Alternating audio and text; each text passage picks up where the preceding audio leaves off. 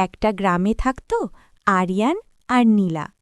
তারা ছোটবেলা থেকে একসাথে স্কুলে যেত। সবাই জানত তারা খুব ভালো বন্ধু, কিন্তু কেউ জানত না তাদের মনের ভেতরে আসলে কি আছে। আরিয়ান খুব স্বপ্নবাজ ছিল।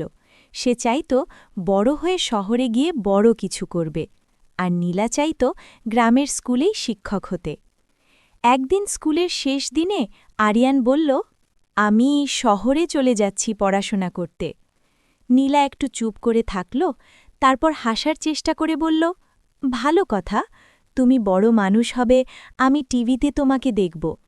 কিন্তু তার চোখে একটু পানি ছিল, যা আরিয়ান বুঝতে পারলেও কিছু বলতে পারল না। বছর কেটে গেল।